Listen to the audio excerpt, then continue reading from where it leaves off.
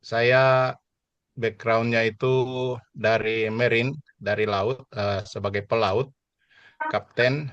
Jadi kalau lengkapnya saya namanya Kapten Jenri Adi Suputra Gandaria, sarjana ekonomi, kemudian MTH, dan MR. Em, M itu Master Mariner. Saya kira itu. Pak Dan Gendri, saya kalau potong melihat sebentar. saya berjenggot seperti saat ini karena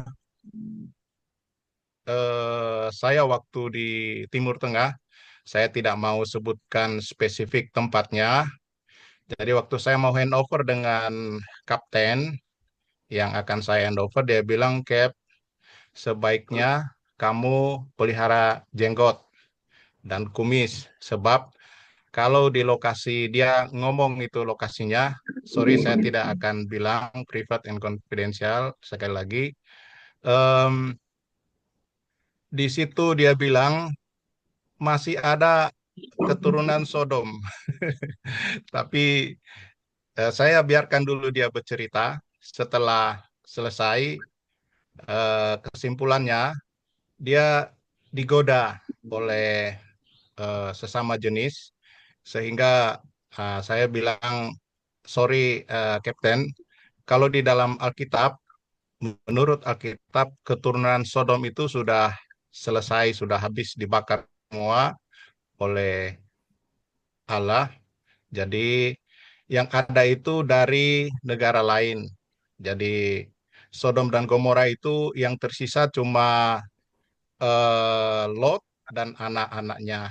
Jadi kalau menurut Alkitab, terserah kalau menurut eh, kitab suci Anda, silakan diteruskan. Jadi sampai sekarang saya masih berjenggot begini. Sebentar. Baik, Bapak Ibu, Saudara-saudara yang kekasih, kita akan segera mulai acara kita.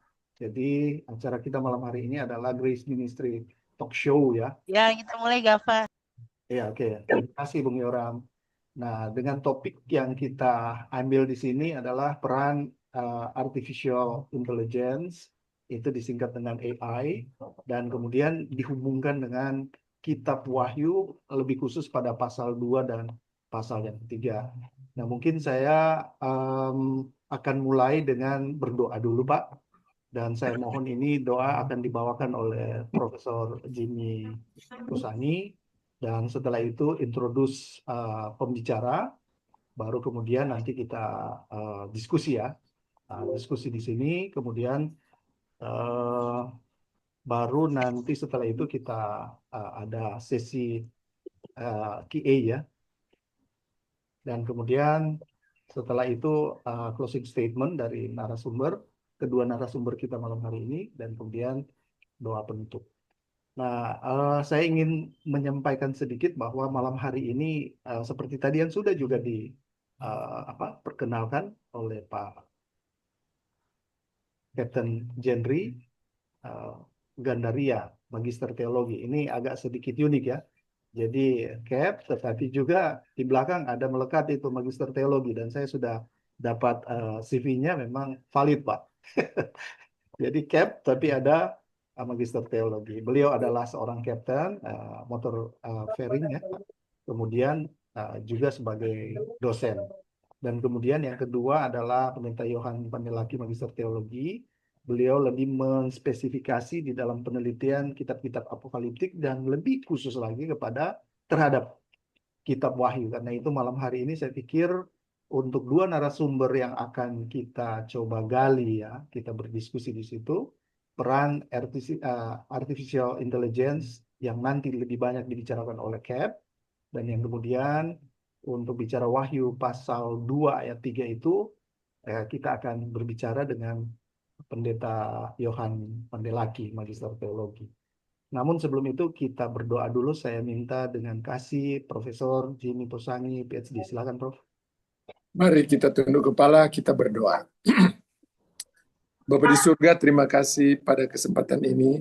Kami akan belajar lagi kebenaran yang ada dalam firman-Mu.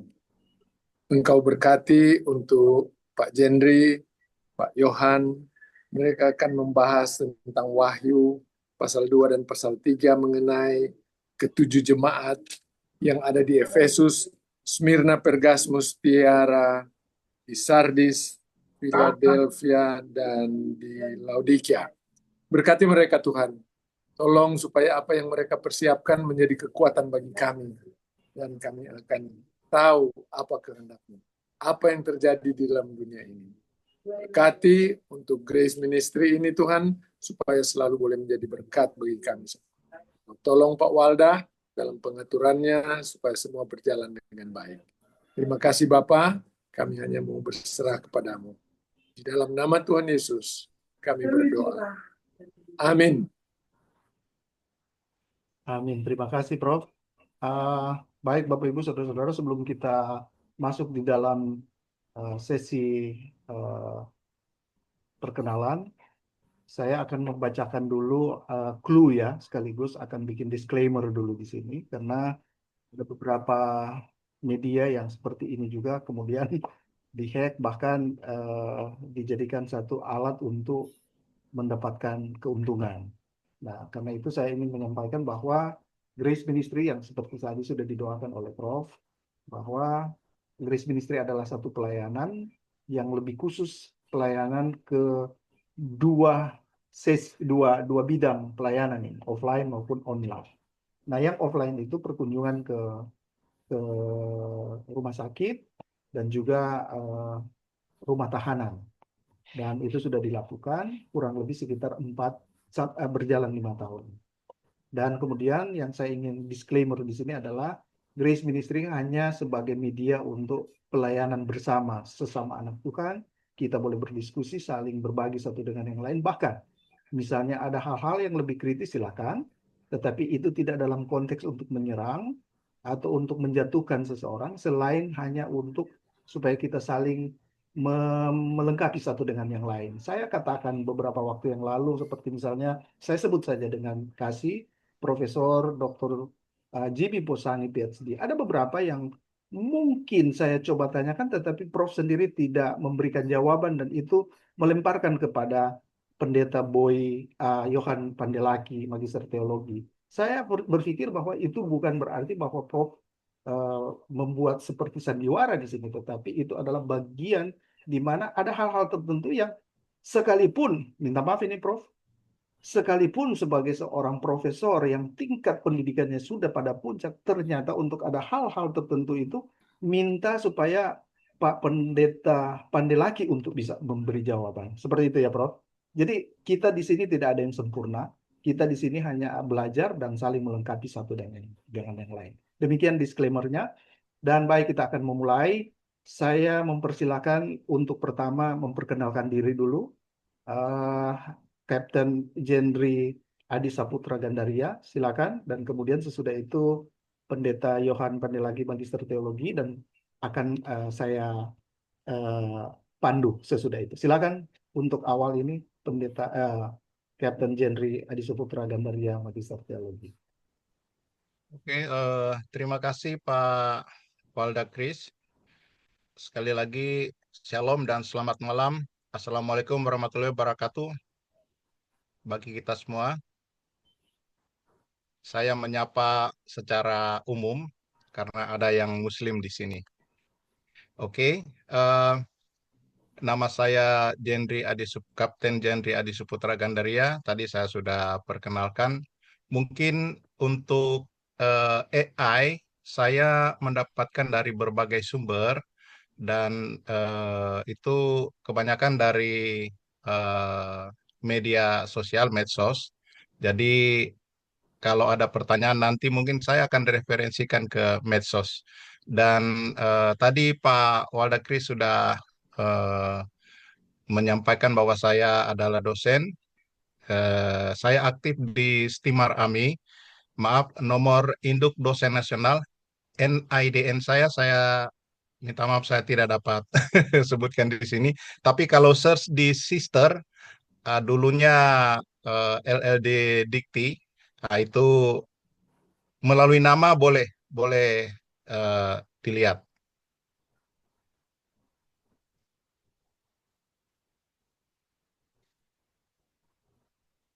Oke, baik. Terima kasih Pak Kep Jenri. Selanjutnya Pendeta Yohan Pandelaki, silakan memperkenalkan diri, Pak. Terima kasih dengan kesempatan ini. Dulu saya waktu sekolah mulai dengan teknik, lalu kemudian ekonomi. Nah, akhirnya mendalami teologi. Bekerja di lembaga Alkitab kira-kira sama dengan Pak Posangi. Dia biar profesor medis, tapi dia ahli teologi juga itu. Nah, bekerja di lembaga Alkitab sekitar 20 tahun, ya. Eh, Pernah menjadi wakil ketua sinode Gereja Alkitab Anugerah. Nah, sekarang mengajar di SDT Anderson Manado. Eh, Ya, tentu saja mengenai teologi ya. Saya mendalami kitab Wahyu ini ya tertarik setelah membaca beberapa buku, teks dan merasa tidak puas. Kemudian berupaya mendalami sendiri sehingga ya paling tidak dapat lebih mendalami lah dan berbagi dengan kita sekalian mengenai kitab Wahyu. Itu saja saya kira yang dapat saya sampaikan, Pak Walda. Baik, Pak Pendeta Yohan Pandelaki.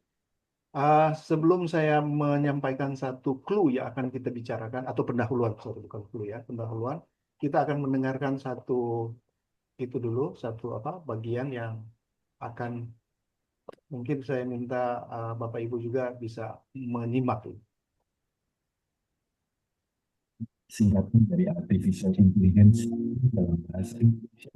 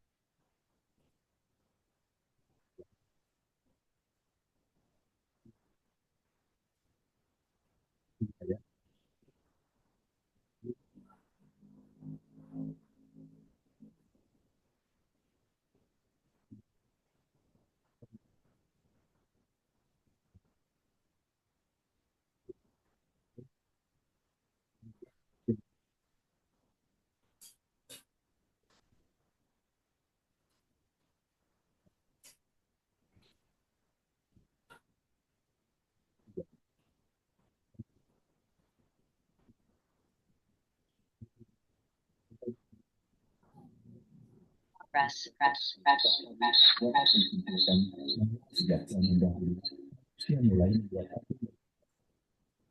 arahnya sendiri untuk disembah. Dan hal ini membuat Allah di surga sangat perubahan itu dan perubahan zaman.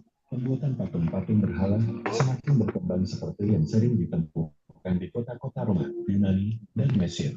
Pembuatan patung tidaklah salah, tetapi ketika manusia sujud menyembah kepadanya adalah sebuah kesalahan.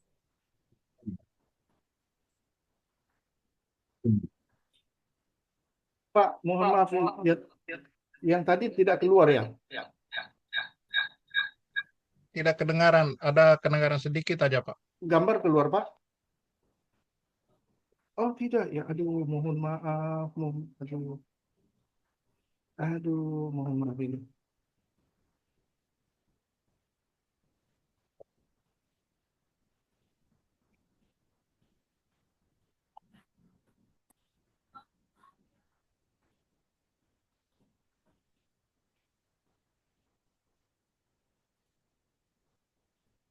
Adalah singkatan dari Artificial Intelligence, yang dalam bahasa Indonesia berarti kecerdasan buatan. Kecerdasan buatan ini merujuk pada kemampuan komputer atau mesin untuk meniru kecerdasan manusia, seperti belajar, memecahkan masalah, dan membuat keputusan. Kecerdasan buatan ini dibuat untuk mempermudah kehidupan manusia. Namun, apakah kecerdasan buatan ini akan justru menjerat manusia untuk selalu mengandalkan teknologi dibandingkan Tuhan Allah? Ada banyak perdebatan tentang bagaimana di masa kini banyaknya kecanggihan teknologi yang membuat manusia tidak bisa membedakan apa yang nyata dan tidak nyata.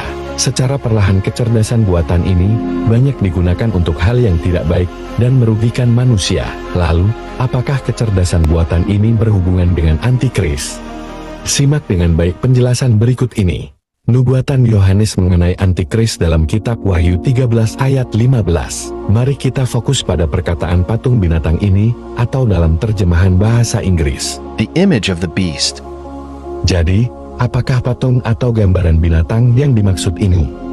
Baiklah, kita akan kembali kepada ke-10 hukum Taurat Allah, dalam Keluaran 20 ayat 1-5. Allah berfirman, "Akulah Tuhan Allahmu, jangan ada padamu Allah lain di hadapanku. Jangan membuat bagimu patung yang menyerupai apapun yang ada di atas langit di atas, atau yang ada di bumi di bawah. Jangan sujud menyembah kepadanya atau beribadah kepadanya." Jadi dengan jelas Allah berfirman kepada manusia untuk tidak membuat gambar, patung atau berhala dan sujud menyembah kepada benda itu. Kitab Yesaya 42 ayat 17, bunyi firman Allah, "Orang-orang yang percaya kepada patung pahatan akan berpaling ke belakang dan mendapat malu, yaitu orang-orang yang berkata kepada patung tuangan, 'Kamulah Allah kami.'" Yeremia 10 ayat 14. Dijelaskan dengan sangat jelas bahwa tidak ada nyawa di dalam patung buatan tangan manusia. Kitab Habakuk 2 ayat 18-19 juga menyatakan hal yang sama, bahwa di dalam patung buatan manusia tidak ada roh di dalamnya atau tidak ada nyawa di dalamnya. Patung itu sama saja dengan benda mati. Dari beberapa kutipan ayat Alkitab tadi, dapat disimpulkan bahwa sejak zaman dahulu, manusia mulai membuat patung berhala, atau membuat baginya Allahnya sendiri untuk disembah. Dan hal ini membuat Allah di surga sangat murka. Berjalannya waktu dan perubahan zaman, pembuatan patung-patung berhala semakin berkembang seperti yang sering ditemukan di kota-kota Roma, Yunani, dan Mesir. Pembuatan patung tidaklah salah, tetapi ketika manusia sujud menyembah kepadanya adalah sebuah kesalahan dan dosa di mata Allah semesta alam. Dalam pembahasan patung di kitab-kitab Perjanjian Lama, selalu dikatakan bahwa benda ini tidak bernyawa, tetapi dalam kitab nubuatan di Perjanjian Baru, yaitu Wahyu, dijelaskan bahwa patung itu diberikan nyawa dan berbicara. Dalam penglihatan yang diterima Yohanes dijelaskan bahwa pada akhir zaman, patung binatang itu akan beroleh nyawa dan dapat berbicara. Tidak seperti pada sebelumnya, patung hanya benda mati yang tidak memiliki roh atau nyawa. Tetapi kali ini patung binatang ini memilikinya dan berbicara. Bahkan dapat membunuh manusia. Itulah yang sekarang kita kenal dengan kecerdasan buatan atau disebut dengan AI. Perhatikanlah sekeliling kita, bagaimana kecerdasan buatan sudah semakin berkembang, dan apa yang akan terjadi pada tahun-tahun mendatang, akankah manusia menjadi penyembah buatan tangannya sendiri. Dalam Wahyu 13 ayat 16-18 dijelaskan bahwa akan ada masa di mana manusia hanya dapat membeli dan menjual apabila mereka memiliki tanda pada dahi dan tangan kanan mereka. Tanda tersebut adalah bilangan 666, bilangan antikris. Oleh karena itu baiklah kita berhati-hati dan berjaga-jaga, janganlah menerima tanda seperti chip untuk dipasang pada tangan atau dahi Anda. Tetaplah berdoa dan mendekatlah pada Allah. Kiranya Allah Bapa di surga meluputkan kita semua dari kedahsyatan akhir zaman.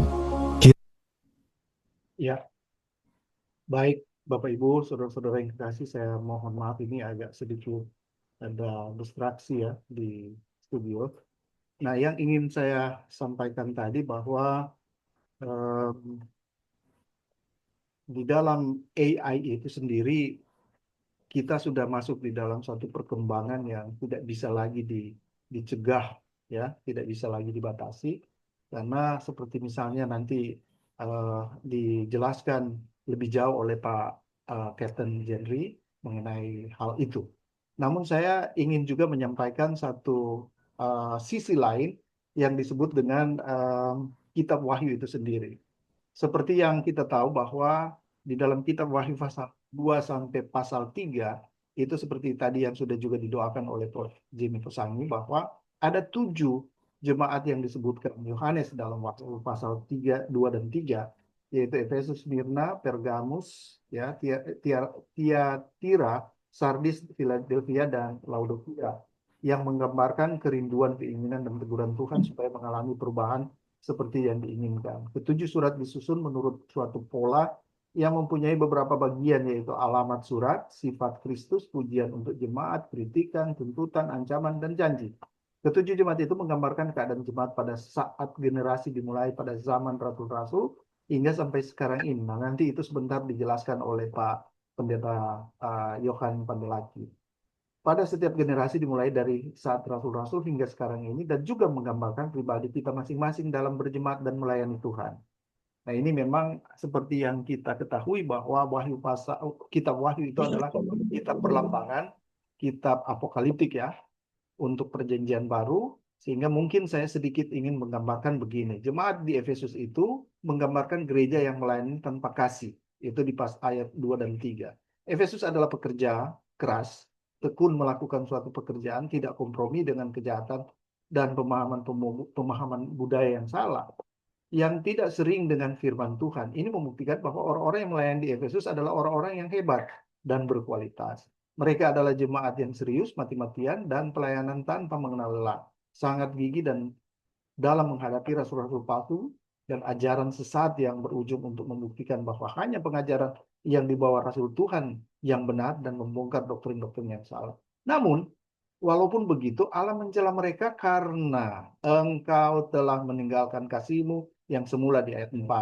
Jemaat Efesus mengerjakan pelayanan mereka bukan lagi karena kasih atau rasa dalam kasih terhadap Allah. Mereka melakukan hanya semata-mata karena untuk memenuhi tugas dan tanggung jawab mereka secara rutinitas. Kedua, jemaat Smyrna, gereja yang teraniaya dan menderita, itu di ayat 9. Smyrna mengalami penderitaan secara fisik, finansial, ekonomi, dan hidup susah, bahkan mendapat tekanan dari kaumnya sendiri.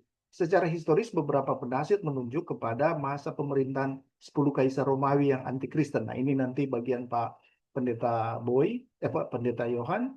Dan kemudian pada waktu itu atau pada masa itu jemaat mengalami penderitaan, penyiksaan dan dari pemerintahan Romawi.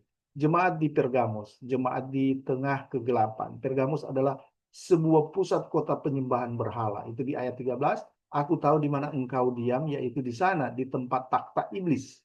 Di mana tempat para dewa-dewa Yunani kuno bertumbuh dan subur, ajaran Bileam yang menyesatkan, pengajaran mengikut Nikolaus yang mengajarkan untuk tetap berpegang pada kekristenan, namun di sisi lain boleh memakan persembahan berhala dan mengizinkan kehidupan persinahan dalam kehidupan orang Kristen.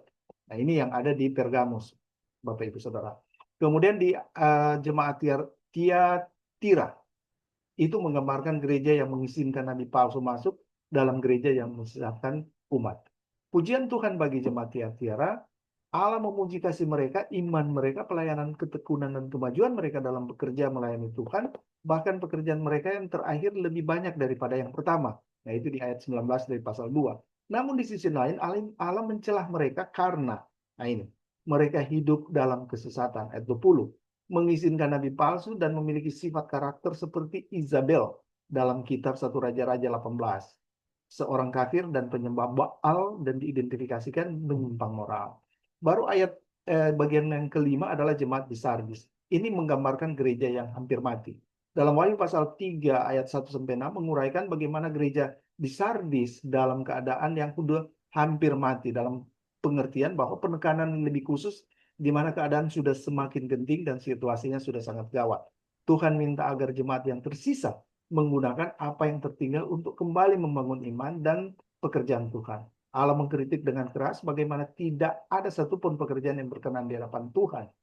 Nah, kemungkinan ditulis di ayat 4 yang menekankan bahwa ada beberapa yang tidak mencemarkan pakaiannya, mencemarkan pakaian sebagai kiasan. Nah, ini pakaian ini sebagai kiasan, bahwa tidak ada dosa yang hebat yang dilakukan oleh jemaat Sardis. Yang keenam, jemaat di Philadelphia, jemaat yang setia. Jemaat ini mendapat penilaian yang istimewa di hadapan Tuhan. Jemaat Philadelphia mengalami permasalahan yang serupa dengan jemaat yang di Smyrna, ya. Namun tidak dapat dilihat dengan jelas bagaimana Tuhan membela umat Philadelphia. Namun mereka dalam kesesakan. Tetapi Tuhan akan menyatakan yang membuat bangsa Yahudi murtad mengakui bahwa Tuhan ada di pihak jemaat Philadelphia. Yang ketujuh, jemaat di Laodikia. Jemaat ini menggambarkan jemaat yang suam-suam kuku. Tuhan menyampaikan dalam Wahyu pasal 3 ayat 14-22, Laodikia tidak panas, tidak dingin. Datang berdoa jika seperlunya saja, datang beribadah jika ada waktu luang, dan jika sibuk, mereka hanya menduakan Tuhan. Jemaat Laodikia digambarkan adalah jemaat yang kaya karena di sana terdapat pusat perbankan, pusat bisnis, dan pusat jadi pasar di sana. Sehingga Tuhan membandingkan bagaimana harta yang ada pada jemaat itu tidak ada apa-apanya dibandingkan dengan harta yang disediakan Tuhan. Nah, apakah bagian yang diuraikan tadi di dalam surat-surat ini sesuai dengan pendapat pendeta Yohan Pandelaki, Magister Teologi? Dengan kasih, saya coba minta pendapat. Silakan, Pak. Baik, terima kasih Oh, pendeta, so? Pak Walda. Oh, Pandelaki. Itu tanya Pak Jemi. Silakan.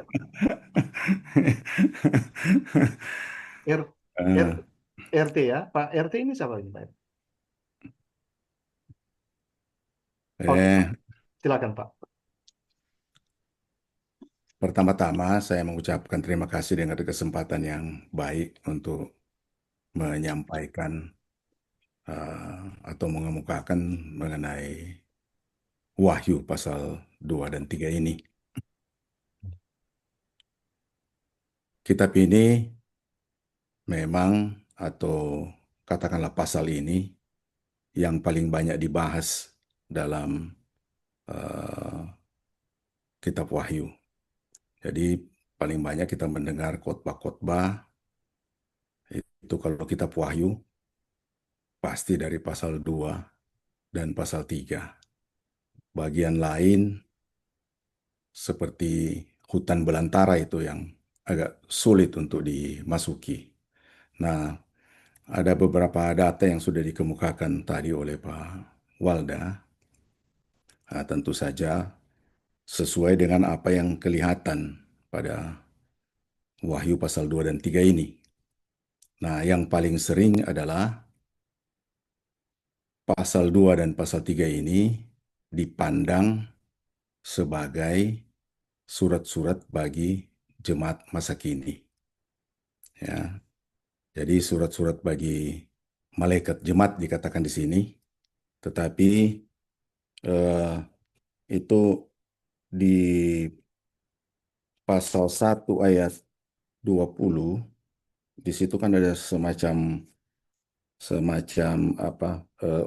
penjelasan dari Yohanes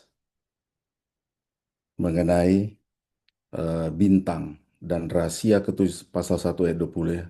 Rahasia ketujuh, bintang yang telah kau lihat pada tangan kananku dan ketujuh kaki dan emas itu. Ketujuh bintang itu ialah malaikat, ketujuh jemaat, dan ketujuh kaki dian itu ialah ketujuh jemaat.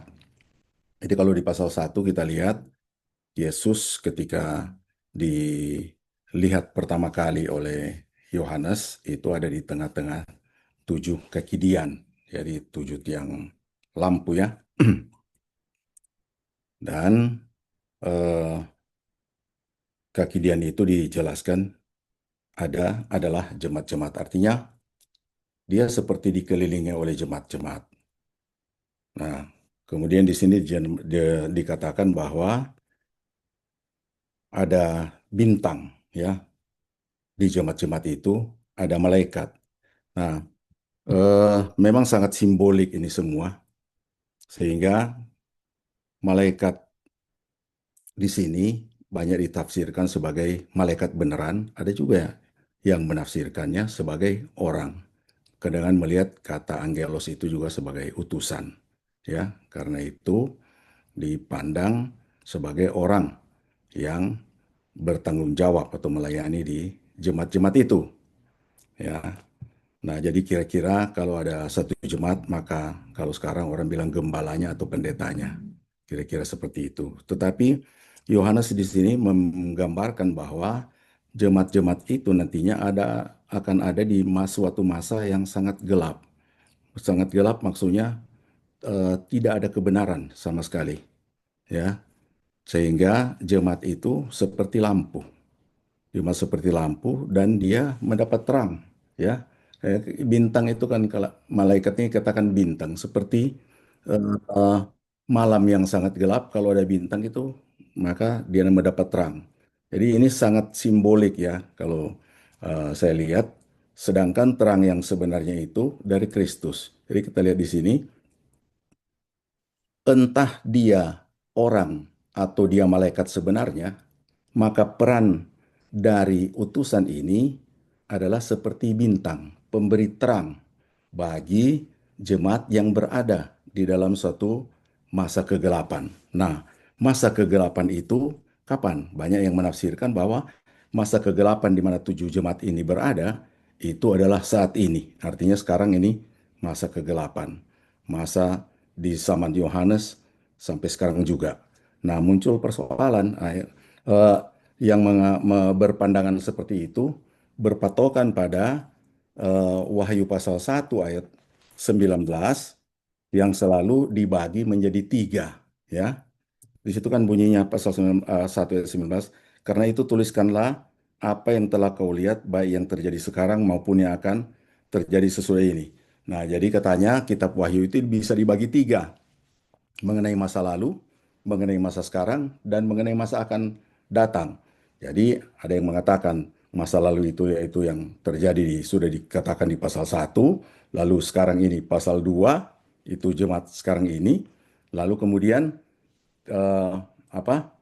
Pasal 4 ke atas itu mengenai masa akan datang.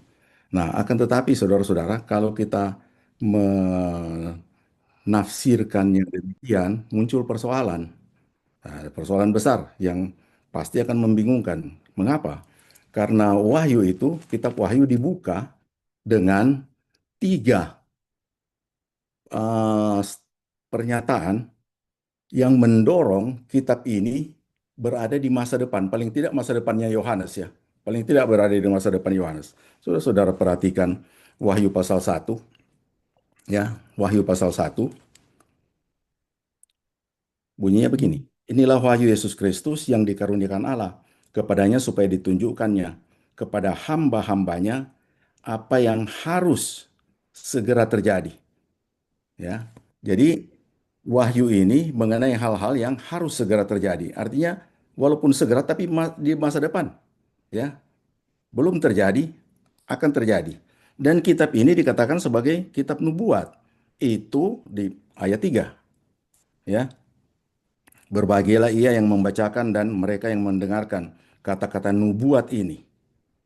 Nah, jadi merujuk ke masa segera terjadi artinya di depan belum terjadi, dan merujuk pada nubuat walaupun ada yang mengatakan nubuat sini pengajaran, tetapi 2 kata yang di atas itu dan yang di bawah membuat kita tidak bisa mengelak mengatakan di sini nubuat sekedar pengajaran, tetapi mengenai masa depan. Karena apa? Kata nubuat ini disusul dengan yang menuruti apa yang ada tertulis di dalamnya, sebab waktunya sudah dekat. Artinya ada hal-hal yang akan terjadi segera di depan sana, ya, belum terjadi, ya. Nah, itu yang dinubuatkan kepada atau diwahyukan kepada Yohanes untuk diceritakan kepada hamba-hambanya. Nah, ini pasal 1 bicara begini ya. Nah, apa itu yang dinubuatkan itu? Ada 3 hal. yaitu hal-hal menjelang kedatangan Kristus, hal-hal atau kedatangan Kristus itu sendiri, dan hal-hal sesudah atau pasca kedatangan Kristus. 3 hal ini sebetulnya yang disampaikan kepada Yohanes. Dan ini di pembuka, di penutup juga. Jadi kitab Wahyu kayak dikasih kurung kurawal, ya, atau dikasih kurung pembuka dan penutup, ya, dengan 3 hal tadi. Nah, kita lihat pada pasal 22, kalau saudara buka kitab Wahyu, lebih baik memang punya kitab Wahyu entah digital atau tercetak ya. Di pasal 22 muncul lagi hal yang tadi. Ayat 6, lalu ia berkata padaku, perkataan-perkataan ini tepat dan benar, dan Tuhan Allah yang memberi roh kepada para nabi telah mengutus malaikatnya untuk menunjukkan kepada hamba-hambanya apa yang harus segera terjadi. Nah, saudara lihat, ini strukturnya sama. Di depan kan harus segera terjadi, nubuat, kemudian sudah dekat. Nah, sama juga dengan di sini. Ya, harus segera terjadi, kemudian disusul dengan nubuat itu di pasal 7. Nah, kemudian saudara periksa di ayat 10 ya. Tadi di ayat 7, ayat 6 dan 7, di situ juga nubuat dan sudah dekat. Jadi susunannya sama. Ya, jadi di depan maupun di belakang kayak dikasih kurung ya untuk mengatakan semua yang isi yang di dalamnya ini ya itu mengenai hal yang akan terjadi. Nah, menjadi persoalan. Kalau begitu, bagaimana dengan jemaat-jemaat yang 7 itu? Apakah mengenai masa kita sekarang ini atau masa yang akan datang? Nah, saudara-saudara, saya mempelajari kitab Wahyu melihat bahwa Yohanes telah menggunakan banyak sekali simbol. Di antaranya jemaat-jemaat. Ya, jemaat ini jemaat nyata, tetapi digunakan sebagai simbol oleh Yohanes untuk menjelaskan situasi di masa depan. Nah, kita lihat. Kalau saudara periksa di pasal 1, saudara akan menemukan banyak sekali ciri Kristus, ya. Citra Kristus. Itu banyak sekali ditemukan. Nah, di antaranya misalnya pasal 1 ayat 14, kepala dan rambutnya putih bagaikan bulu, putih meta, matanya bagaikan nyala api. Saya mendaftarkan ciri mengenai Kristus mulai dari ayat 1 sampai dengan ayat 20 ini ada 31. Ya, ciri. Jadi banyak sekali kalau saudara perhatikan di pasal 1 itu, ciri Kristus itu begitu banyak. Artinya atau katakanlah gambaran mereka atau citra Kristus itu begitu banyak dipasang di pasal 1. Nah, lalu citra Kristus ini dipasangkan ke tiap-tiap jemaat. Dan saudara lihat nantinya itu lain-lain, ya. Lain-lain. Contoh, jemaat Efesus. Kalau kita lihat di ayat 1, tuliskanlah kepada malaikat jemaat di Efesus. Inilah firman dari Dia yang memegang ketujuh bintang itu di tangan kanannya dan berjalan di antara ketujuh kaki dian emas. Itu. Kalau saudara periksa, pada pasal 1, ini kan citra Kristus yang ditampilkan kepada jemaat Efesus. Saudara lihat pasal 1 ayat 13 dan ayat 16. Ayat 13, di tengah-tengah kaki dian itu ada seorang serupa anak manusia berpakaian jubah yang panjangnya sampai di kaki dan dadanya berlilit ikat pinggang dari emas. Ya. Nah, dia berjalan di antara ketujuh jemaat. Di situ saya ulangi di ayat 13 dari pasal 1, dan di tengah-tengah kaki dian itu. Nah, kaki dian itu kan di ayat 20 dijelaskan jemaat. Jadi Yesus sedang berada di tengah jemaat, sama dengan yang di pasal 2 ayat 1. Kemudian saudara lihat di ayat 16, dan di tangannya ia memegang ketujuh bintang. Ya. Dan dari mulutnya keluar sebilah pedang tajam bermata dua dan wajahnya bersinar-sinar bagaikan matahari terik. Nah, Anda lihat di sini gambaran dari Kristus yang ada di pasal 1 ayat 13 dan ayat 16 dikenakan pada jemaat Efesus, ya. Kemudian kalau saudara lihat di sini, kita juga menemukan eh, yang ditegur terhadap jemaat Efesus itu kasih, ya. Namun demikian ayat 4, pasal 2 ayat 4, namun demikian aku mencela engkau karena engkau telah meninggalkan kasihmu yang semula. Bertentangan dengan sifat Yesus yang terdapat pada pasal 1 ayat 5, ya. 5b, bagi dia yang mengasihi kita. Nah, Yesus memiliki kasih, Efesus tidak. Nah, kasih itu harus melekat pada jemaat Efesus sebagaimana melekat pada Kristus atau dimiliki oleh Kristus. Nah, kemudian Anda lihat di sini pada jemaat yang berikut, ya, kita perhatikan, tuliskanlah kepada malaikat jemaat di Smyrna. Inilah firman dari yang awal dan yang akhir, yang telah mati dan hidup kembali. Nah, Anda bisa refer atau rujuk itu ke pasal 1 ayat 17 dan 18. Nah, saya baca pasal 1 ayat 17 dan ayat 18. Ketika aku melihat dia, tersungkurlah aku di depan kakinya sama seperti orang mati, tetapi ia meletakkan tangan di atasku lalu berkata, jangan takut, aku adalah yang awal dan yang akhir. Perhatikan di situ, di pasal 2, awal dan akhir. Sama kan? Kemudian di ayat 18, dan yang hidup. Nah, jadi Anda lihat bahwa pada pasal 2, ya, ayat 8, ya, citra Kristus ditempelkan kepada jemaat Smyrna dan citra itu diambil dari yang ada di pasal 1. Ya. Nah, Anda akan menemukan selanjutnya seperti itu, semua. Pergamus, ya, Tiatira, semua. Jadi ada citra Kristus yang dipasang di masing-masing. Nah, apa maksudnya ini? Saudara-saudara, angka 7 itu kalau kita lihat itu melambangkan kelengkapan, ya. Citra Kristus yang saya bilang itu ada 31, begitu banyak ditampilkan di pasal 1, diambil ditempelkan kepada 7 jemaat. Semua dapat sama seperti itu, ya. Coba Anda perhatikan itu, ditempel. Apa maksudnya ini? Nah, jemaat-jemaat ini akan menghadapi masa yang sangat berbahaya. Ya, akan menghadapi masa yang sangat berbahaya. Dengan memperhatikan citra Kristus yang ditempelkan pada masing-masing, mereka bisa bertahan.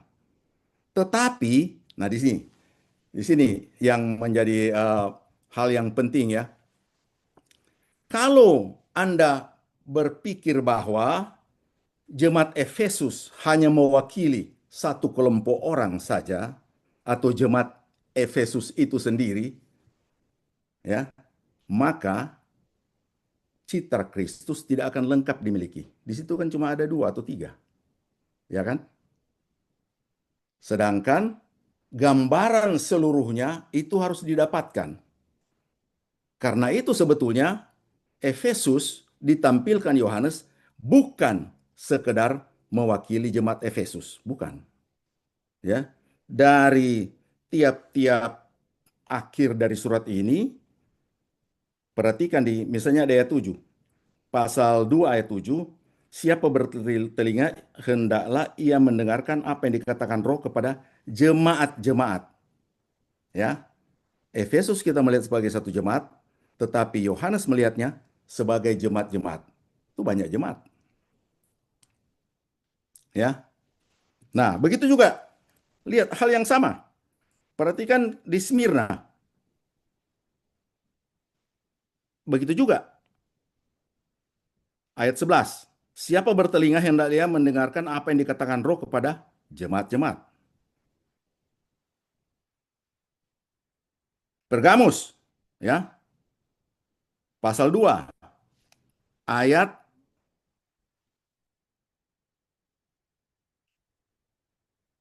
17. Siapa bertelinga hendaknya mendengarkan apa yang dikatakan Roh kepada jemaat-jemaat. Jadi banyak jemaat, sampai 7 saudara periksa akan demikian.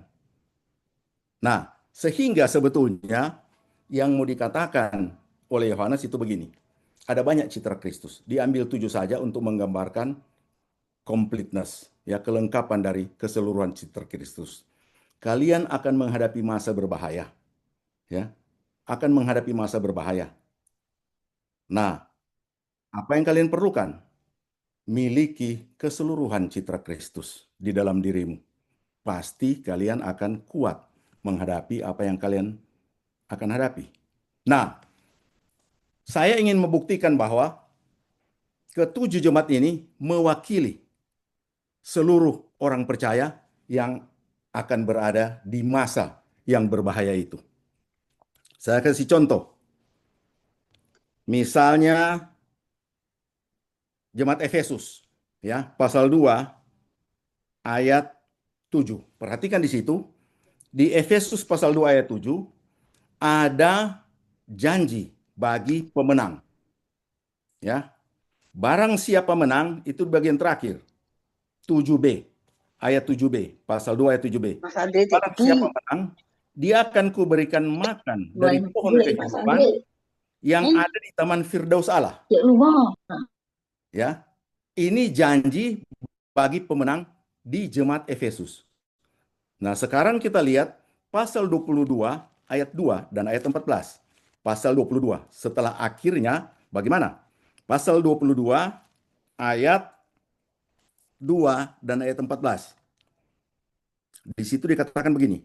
Di tengah-tengah jalan kota itu, yaitu di seberang menyeberang sungai itu, ada pohon-pohon kehidupan yang berbuah 12 kali, tiap-tiap bulan sekali, dan daun pohon-pohon itu dipakai untuk menyembuhkan bangsa-bangsa.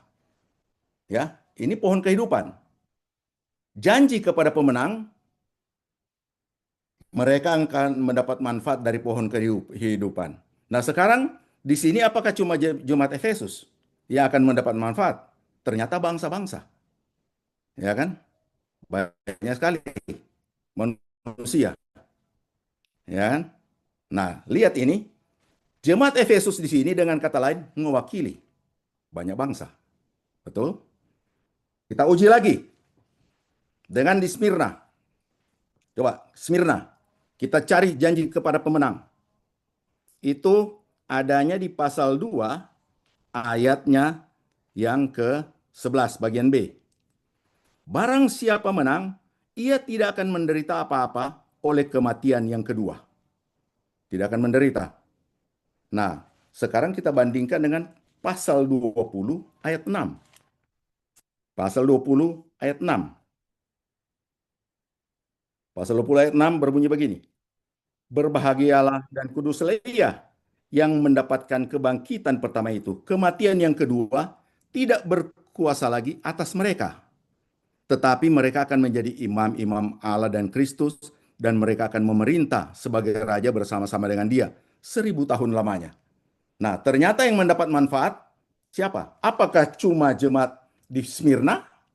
Yang mendapat manfaat semua orang yang percaya di dalam masa yang sulit itu.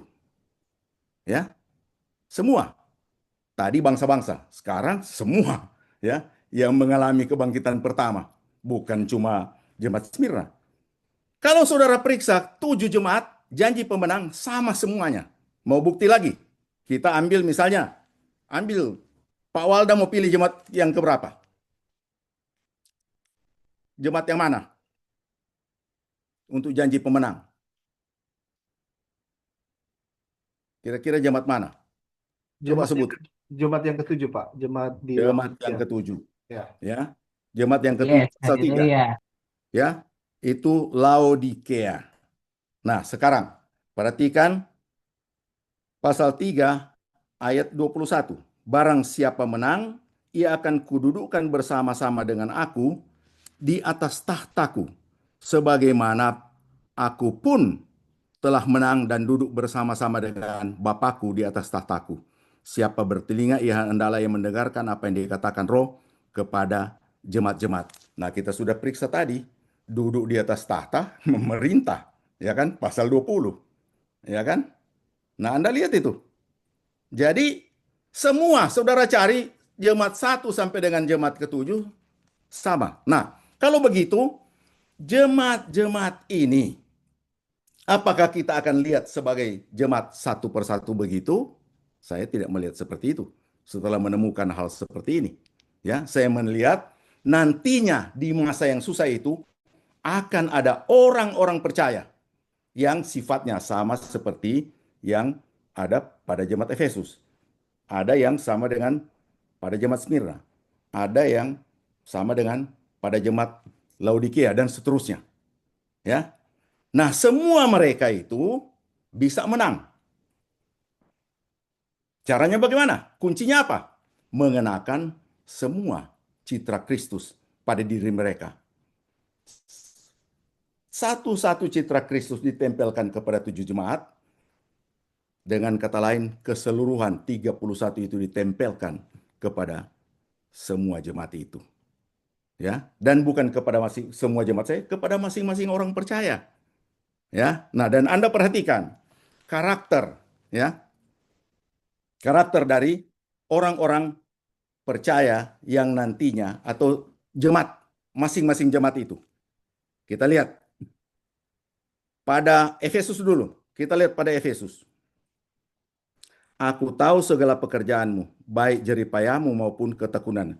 Pasal 2 ayat 2. Efesus pasal 2 ayat 2. Di Wahyu pasal 2 ayat 2 mengenai jemaat Efesus. Aku tahu segala pekerjaanmu, baik jeripayahmu maupun ketekunanmu. Aku tahu bahwa engkau tidak dapat sabar terhadap orang-orang jahat, bahwa engkau telah mencobai mereka yang menyebut dirinya rasul, tetapi sebenarnya tidak demikian. Nah, saudara-saudara, lihat di sini, ya. Hati-hati. Mereka yang menyebut dirinya rasul, tetapi dia tidak demikian. Artinya apa ini? Artinya ada pemalsuan, ya kan? Ada kepalsuan, dan ini yang yang akan ada. Nah, ini bukan cuma di jemaat Efesus, di jemaat yang lain juga. Kita lihat, misalnya jemaat Smyrna. Dan tuliskanlah kepada malaikat jemaat di Smyrna. Nah, kemudian citra Kristus. Ya. Kemudian ayat 9, aku tahu kesusahanmu dan kemiskinanmu, namun engkau kaya. Dan fitnah mereka yang menyebut dirinya orang Yahudi, tetapi yang sebenarnya tidak demikian. Anda lihat ini. Nah, ini nanti yang kaitannya dengan yang Pak Jendri mau jelaskan ini mengenai AI. Ya. Sebenarnya tidak demikian. Apa artinya ini? Ya. Mereka akan diracuni dengan kepalsuan. Saudara lihat Pergamus. Di sana di ayat 20, tetapi aku mencela engkau karena engkau membiarkan wanita Izebel. Jadi pasal 2 ayat 20. Ya, yang menyebut dirinya nabiah, mengajar dan menyesatkan hamba-hambaku supaya berbuat zina dan makan persembahan-persembahan berhala. Nabiah seharusnya menunjukkan sifat yang benar, yang baik, ya, sesuai dengan firman Tuhan. Tetapi apa yang dia lakukan? Menyesatkan. Artinya di sini apa? Dia menipu orang-orang itu. Yang diajarkan tidak benar. Ya, harusnya mengajarkan yang benar, tetapi ternyata mengajarkan yang tidak benar. Melakukan, bukan cuma mengajarkan, melakukan. Nah, semua diwarnai seperti ini. Sehingga kita juga menemukan yang kita lihat yang terakhir, Laodikia, ya. Laodikia. Inilah firman dari Amin, saksi yang setia dan benar. Nah, mereka ini harus menjadi saksi. Jadi dikenakan sifat atau di citra Kristus kepada mereka sebagai saksi. Harusnya seluruh jemaat-jemaat itu, bukan cuma Laodikia ya, semua orang percaya yang nanti akan ada di masa yang sukar itu ya menjadi saksi. Ya. Saksi yang setia dan benar. Sama seperti Kristus. Akan tetapi apa yang terjadi pada mereka? Ya. Aku tahu segala pekerjaanmu, ayat 15 itu, pasal 3 ayat 15. Engkau tidak dingin, tidak panas. Alangkah baiknya jika engkau dingin atau panas. Nah, banyak orang itu menjelaskan tentang ini dengan apa itu apa kayak saluran air ya yang mengalir ke kota Laodikia yang suam-suam kuku. Barangkali bisa benar juga begitu, tetapi ada makna lebih dalam. Perhatikan di sini ya. Jadi di sini kan saksi yang setia dan benar. Ya, dia kalau menjadi saksi harus setia dan benar dan kita cermati ya sifat yang harus mereka miliki. Aku tahu segala pekerjaanmu. Engkau tidak dingin, tidak panas. Alangkah baiknya jika engkau dingin atau panas. Apa maksudnya? Artinya saksi kan dia harus berkata benar. Ya, benar. Jadi kalau ya katakan ya, tidak katakan tidak. Misalnya yang dingin itu tidak, katakan tidak. Misalnya yang panas itu yang ya, katakan ya. Jadi jangan di tengah-tengah, jangan suam-suam kuku maksudnya jangan nggak jelas. Sebagai saksi katakan yang benar. Apa yang mereka harus katakan? Katakan yang benar tentang Kristus. Nah itu. Nah, kemudian ya, perhatikan baik-baik.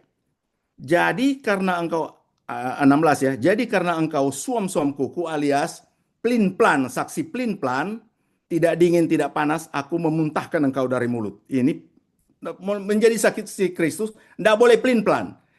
Nah, karena apa? Mereka akan berada di dalam ancaman, akan diancam. Kamu itu pengikut Kristus atau tidak? Katakan benar kalau benar, katakan tidak kalau tidak. Ini masa yang sukar. Karena engkau berkata, ayat 17 ya, aku kaya, aku telah memperkayakan diriku dan aku tidak kekurangan apa-apa. Dan karena engkau tidak tahu bahwa engkau melarat dan malang, miskin, buta, telanjang. Nah, saksi harus mengatakan yang benar. Tetapi di sini mereka mengatakan yang tidak benar, ya. Melarat mengatakan kaya. Kemudian, nah di sini ini Pak Jendri, ya, kalau mau elaborate di ini ayat 18. Maka aku menasihatkan engkau supaya engkau membeli daripadaku emas, ini barang yang murni, ya kan? Yang telah dimurnikan dalam api.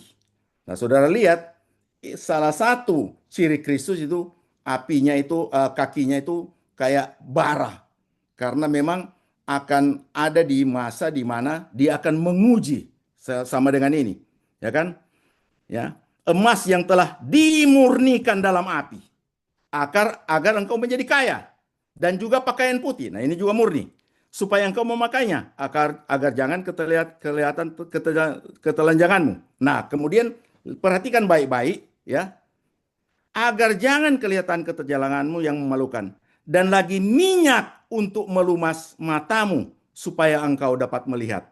Kalau saksi ya, saudara menjadi saksi, apa yang sangat penting? Yang sangat penting melihat. Betul? Kalau di pengadilan saudara katakan saya melihat dia membunuh orang itu, dia menikam orang itu. Hakim akan bertanya, Anda berada di jarak mana?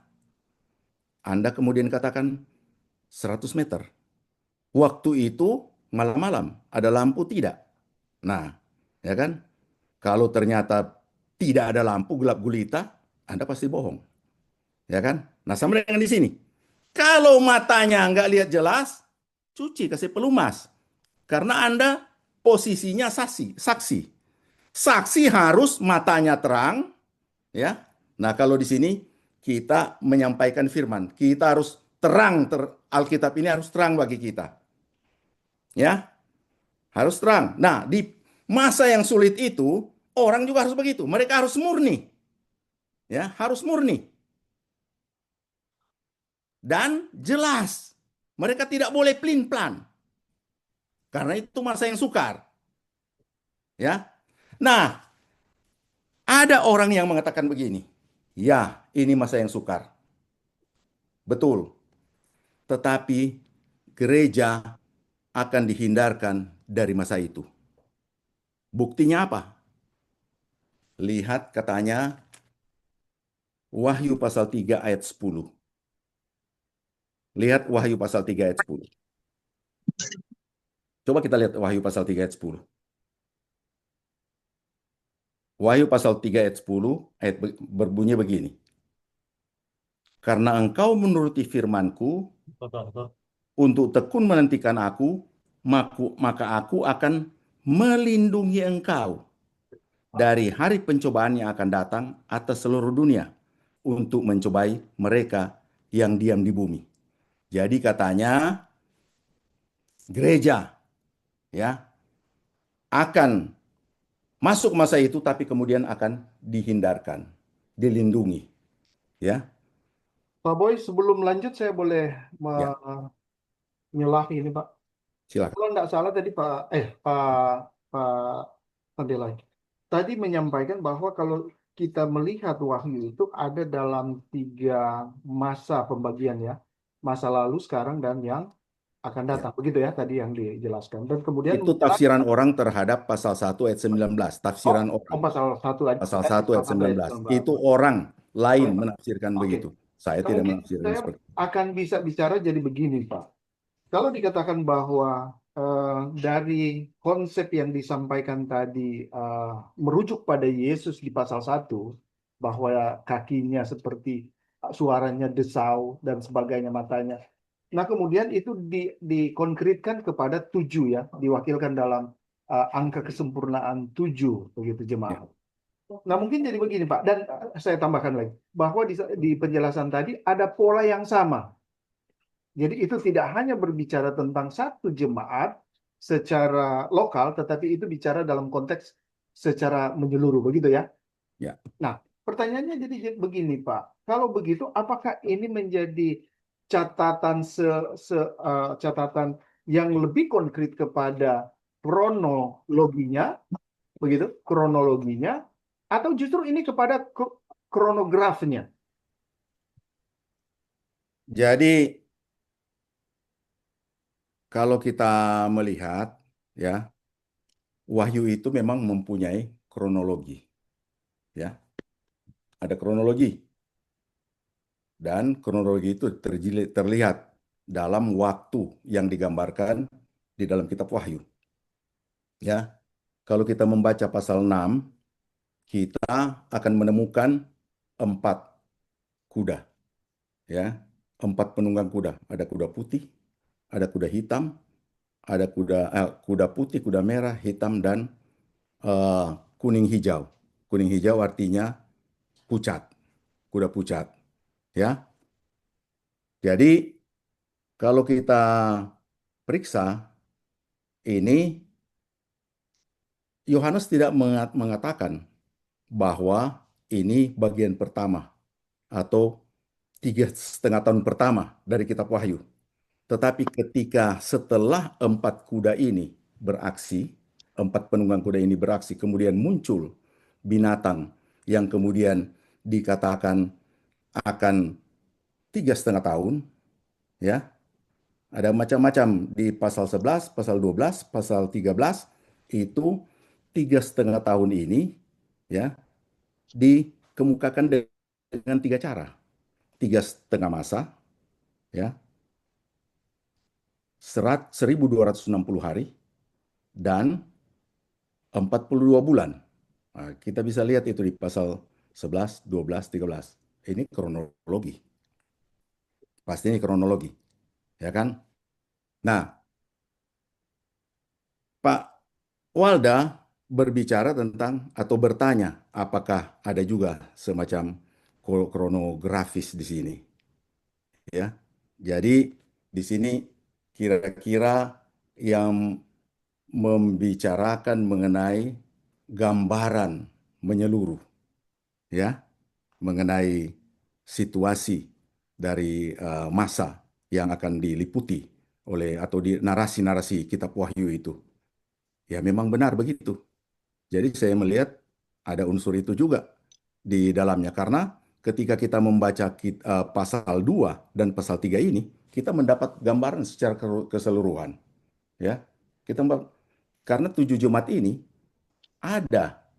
Nah, yang saya sedang jelaskan tadi, Anda lihat jemaat ini yang dianggap, ya, dipandang itu masa kini, ternyata nantinya mereka yang akan menikmati, ya, menikmati janji. Seperti misalnya tadi makan dari pohon kehidupan, ya kan? Mereka ini akan menikmati itu. Nah, padahal pohon kehidupan itu berbicara tentang dunia baru, bumi baru, langit baru, Yerusalem baru, yang secara kronologis ya ada sesudah 1.000 tahun, ya kan? Sesudah 1.000 tahun. Tetapi sudah tergambarkan di dalam Wahyu pasal 2 ayat 3, pasal 2 dan pasal 3 ini. Apa yang akan terjadi nanti secara grafis sudah bisa kita lihat secara keseluruhan. Nah, karena faktor grafis ini orang biasanya kemudian mengenakan langsung itu bagi jemaat sekarang. Nah, kalau saya tidak demikian, karena lihat, janji kepada Efesus akan dinikmati di bumi baru dan langit baru. Dan ketika kita berbicara tentang langit baru dan bumi baru, kita berbicara tentang janji Tuhan kepada Israel. Ya, ini yang saya selalu gambarkan. Silakan baca baik-baik. Ibrani pasal 11 ayat pasal 11, 12 dan 13. Ya, Abraham mengimpikan tentang suatu kota. Dan kalau mimpi Abraham tentang satu kota, pasti Yerusalem zaman dulu yang dia impikan. Itu sudah ada di zaman dia. Ya kan? Pasti kota seperti itu. Ya. Dan dikatakan bahwa dia dan keturunannya hanya melambai-lambai. Ya. Ibrani pasal 11. Saudara baca, silakan baca. Ya. Nah, ternyata Tuhan akan memberikan kepadanya suatu kota yang sungguh mulia. Dan kota itu adalah Yerusalem baru. Dengan bumi yang baru. Jadi bayangkan, Abraham mengimpikan kota Yerusalem zaman dahulu kala yang begitu kecil, tetapi Tuhan akan memberikan kepadanya satu kota, dan untuk kota itu Tuhan perlu menciptakan bumi baru dan langit baru. Luar biasa yang akan Tuhan berikan kepada Abraham. Ya kan? Oke, baik Pak. Untuk bagian itu mungkin kita tahan dulu, karena lebih kita khususkan di bagian pasal 2. Saya ingin teruskan yang sebetulnya yang tadi, yang pasal 2 dan 3 tadi. Karena nanti akan memudahkan Pak Jendri menjelaskan mengenai AI. Baik. Silakan. Nah, jadi kita lihat, saya sudah mulai menjelaskan tadi mengenai jemaat-jemaat itu seperti akan memasuki masa sengsara, tapi kemudian dilindungi. Ya kan, menjadi tidak. Itu kalau saudara lihat seperti bukunya Wolfert menjelaskan seperti itu. Ya. Jadi memandang pasal 2 dan pasal 3 ini kita yang nantinya tidak akan masuk karena dilindungi dengan berdasarkan ayat ini. Tetapi kalau saudara lihat kata melindungi di sini ya, itu sama dengan kata yang digunakan di Yohanes 17 ayat 15. Coba saudara periksa. Yohanes pasal 17 ayat 15. Ya. Coba satu orang membaca. Pasal 17 ayat Yohanes pasal 17 ayat 15.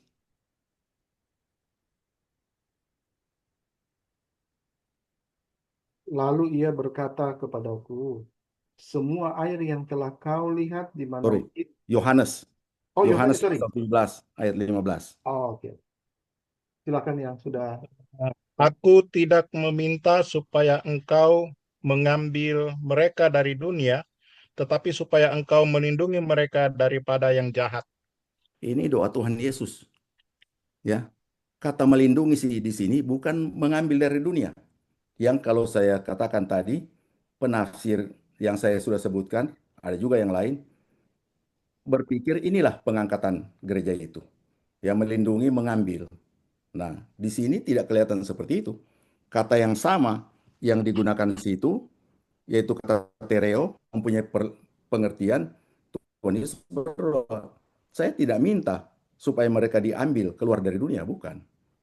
Tetapi supaya dilindungi dari yang jahat, artinya dijaga, ya, dijaga. Nah, berbeda sekali dengan 1 Tesalonika pasal 1 ayat 10. Coba saudara lihat 1 Tesalonika 1 ayat 10. Silakan satu orang baca. 1 Tesalonika 1 ayat 10. 1 Tesalonika 1 ayatnya yang ke-10. Dan untuk menantikan kedatangan anaknya dari surga yang telah dibangkitkannya dari antara orang mati, yaitu Yesus yang menyelamatkan kita dari murka yang akan datang. Perhatikan di situ. Kitab Wahyu menunjukkan murka Allah akan tercurah ke dunia ini. Itu yang Paulus maksudkan murka yang akan datang. Di situ apa yang dikatakan? Akan menyelamatkan kita. Nah, kata yang digunakan situ bukan tereo. Kata riomai. Menyelamatkan itu ambil. Ya kan? Membawa kita keluar. Nah, itu sama dengan yang di pasal 5 ayat 9. 1 Tesalonika ayat 9. Beda. Ya. Nah, jadi jemaat-jemaat yang disebutkan di pasal 2 dan 3 adalah kumpulan orang percaya yang nanti akan masuk ke dalam masa yang kita sebut sebagai masa sengsara, tribulasi itu, ya. Nah, dan orang mengatakan, "Oh, itu cuma orang-orang Yahudi saja." Siapa bilang cuma orang Yahudi? Ketika 4 penunggang kuda mengamuk, ya, yang hasilnya saudara bisa baca di pasal 6 mulai ayat 9. Itu setelah 4 penunggang kuda. Setelah kuda putih, nah ini kerajaannya iblis ini. Ya, dia muncul pura-pura sebagai pendamai. Ya. Ini pura-pura, kembali Pak Jendri, pura-pura. Ya, lalu kemudian mulai mengadakan tindakan represif, ya. Maka terjadilah peperangan. Akibatnya yang ketiga, itu represif itu dilambangkan dengan kuda merah berperang. Lalu kemudian kuda hitam, itu di pasal 6 mulai ayat 2 ke atas, ya. Maka muncul kuda hitam, kekurangan pangan. Lalu kemudian yang keempat itu kuda hijau kuning, itu sama dengan kuda pucat. Kuda pucat baru muncul namanya. Bukan dari bukan dari kuda pertama sudah ada namanya. Cuma di kuda keempat muncul namanya, yaitu maut, ya, Thanatos. Ya, maut. Nah, dan saudara lihat korbannya banyak. Ayat 9 pasal 6, Wahyu 6 ayat 9, dan ketika anak domba itu membuka meterai yang kelima, aku melihat di bawah mezbah jiwa-jiwa mereka yang telah dibunuh oleh karena firman Allah dan oleh karena kesaksian yang mereka miliki. Kalau Anda periksa pasal 7, merekalah, ya, yang di bawah mezbah ini kan sudah di sorga karena sudah mati dia. Ya, mereka saksi yang mati sebagai martir, maka di sorga mereka berada, yaitu yang disebutkan di pasal 7. Kalau di pasal 6 mereka berada di bawah mezbah, di pasal 7, nah Anda lihat ayat 9, mereka ini kumpulan yang sama ini. Pasal 7 ayat 9, kemudian daripada itu aku melihat sesungguhnya suatu kumpulan besar orang banyak yang tidak dapat dihitung banyaknya. Dari segala bangsa, suku dan kaum dan bahasa. Berdiri di hadapan tahta dan di hadapan anak domba memakai jubah putih dan memegang daun-daun palem di tangan mereka. Ini gambaran tentang para martir di surga. Tidak dapat dihitung banyaknya dari segala bangsa. Ya. Nah, merekalah yang disebutkan di dalam jemaat-jemaat Efesus, Pergamus, sebagainya. Mereka itu mengalami kematian pada akhirnya. Di pasal 12, saya tinggal pendek ya. Pasal 12 ayat 11. Nah, saudara lihat hubungan pasal 1, pasal 2 dan 3, lalu kemudian pasal-pasal lain. Saya sudah tunjukkan sebagiannya. Pasal 12 ayat 11. Ya. Pasal 12 ayat 11. Dan mereka mengalahkan dia. Itu yang dikalahkan itu iblis dan anteknya, si antikristus, ya. Oleh darah anak domba, oleh perkataan kesaksian mereka, karena mereka tidak mengasihi nyawa mereka sampai dalam maut. Nah, orang-orang ini yang murni, ya, yang walaupun disiksa tetap bersaksi sampai kemudian mereka barangkali dipenggal kepalanya, menjadi mati, ya. Mereka yang kemudian naik ke surga tidak dapat dihitung banyaknya. Dan di pasal 6, ya, di pasal 6 ketika ditanyakan mengenai mereka, orang-orang ini di pasal 6, kita balik ke pasal 6, ya. Orang-orang itu di pasal 6 ayat 10 mengatakan, mereka berseru dengan suara nyaring, katanya, berapa lama lagi ya penguasa yang kudus dan benar, engkau tidak menghakimi dan tidak membalaskan darah kami kepada mereka yang diam di bumi. Dan kepada mereka masing-masing diberikan selai jubah putih, dan kepada mereka dikatakan bahwa mereka harus beristirahat sedikit waktu lagi hingga genap jumlah kawan-kawan pelayan dan saudara-saudara mereka yang akan dibunuh sama seperti mereka. Mereka dibunuh di bagian pertama kitab 3,5 tahun, yaitu dari 7 tahun, 3,5 tahun pertama. Masih akan dibunuh lagi. Kalian akan beristirahat sampai dibunuh lagi teman-teman kalian, baru kemudian selesai ini. Baru datang pembalasan dari Tuhan. Nah, seperti itu gambarannya. Jadi siapa mereka ini? Mereka adalah yang mendapat nasihat setia sampai mati. Itu di pasal 3. Oke. Ya. Nah, silakan saudara cari ayatnya. Saya kira Pak Waldah sudah waktu saya sudah panjang ya. Itu dia. Oke, Pak Bud. Pak Pandelaki. Ya, yang ingin memang kita memfokuskan pada gereja-gereja ya yang tadi kalau kita katakan bahwa ada hari, ada bulan, ada tahun kan yang sudah dijelaskan tadi, itu bicara tentang kronologis.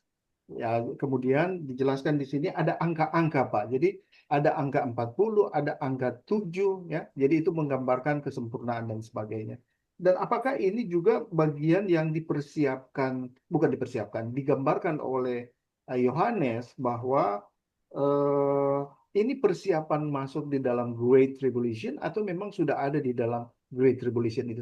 Tahan dulu Pak Cap ya sebelum kita ke Cap. Silakan Pak Pandelaki. Jadi Yohanes melihat ini segera terjadi. Ternyata kan sudah 2000 tahun belum terjadi. Kenapa? Nah, di sini kalau saudara tidak belajar Alkitab secara dispensasional, susah memecahkan teka-teki ini. Ya, karena ternyata ada masa rahasia yang sudah itulah masa anugerah kita sekarang ini. Ya, di mana Injil yang diberitakan bukan Injil kerajaan. Ya, Tuhan Yesus mengatakan di Matius pasal 24, Injil kerajaan ini akan diberitakan, yaitu pada masa susah nanti. Tapi sekarang ini itu yang selalu diulang-ulang oleh Profesor Posangi. Ya, yang paling penting itu apa? Nah, coba ya. Profesor ucapkan dulu itu yang paling penting itu sekarang yang mana? Ya kan? Silakan, Bro. Luar biasa itu Pak Boy ada jelaskan. Kita juga baru mengerti. Hebat sekali. Cuma memang itu kalau di dalam Alkitab cuma masuk di yang penting. Karena yang sangat penting cuma satu, yaitu kalau mati kemana? Pertanyaan yang paling sulit itu. Saudara kalau mati kemana? Kalau dia jawab mudah-mudahan ke sorga, sudah pasti dia neraka. Karena yang sangat penting, mesti percaya Yesus mati, Yesus dikuburkan, Yesus bangkit. Sesudah itu dia naik ke surga dan dia mempersiapkan tempat. Tadi yang sangat penting 1 Korintus 15 ayat 3 dan ayat 4. Kemudian ketika dia naik ke surga, ini mesti tahu. Saya ada pengalaman, beberapa kali saya tanya, percaya Yesus? Mereka katakan percaya. Kalau mati kemana? Mudah-mudahan ke surga. Saya bilang pasti masuk neraka. Kenapa? Karena di dalam 2 Korintus 5 ayat 1, Tuhan Allah mengatakan, karena kami tahu, jika kemah tempat kediaman kita di bumi ini dibongkar, kalau mati, Allah telah menyediakan suatu tempat di sorga bagi kita. Sudah, jadi kalau dia tidak tahu, ya neraka pasti. Itu kan. Jadi saya cuma yang penting, yang sangat penting, itu dia. Tadi penting, luar biasa. Pengetahuan tentang kitab Wahyu itu hebat sekali. Dan saya yakin juga yang akan disampaikan nanti, AI itu hebat sekali. Tapi walaupun saudara pembuat AI, kalau saudara masuk neraka, percuma semua itu.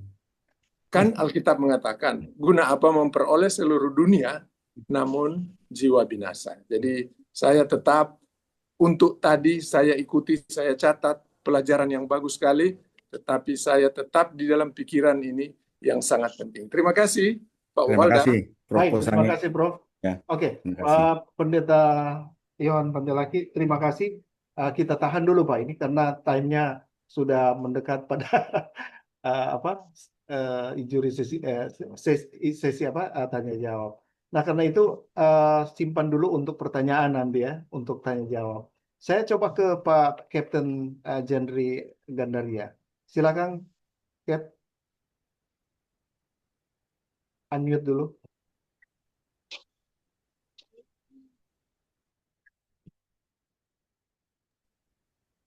Terima kasih Pak Pak Pendeta Johan Pandelaki yang sudah mendahului sehingga saya ya tinggal melanjutkan sedikit saja. Sebentar, saya Tapi pengen meralat sedikit. Jadi yang benar adalah saya Penatua Johan Pandelaki. Begitu, Pak. Oke, terima kasih Pak Itu karena Pak Penatua. Profesor Kosani aja itu. Puji Tuhan, saya juga Penatua. Oke, Em, sudah ada PDF yang saya kirim ke Pak Walda untuk AI ini. Tapi tadi Pak Walda sudah membagikan keseluruhan isi daripada saya punya slide tadi.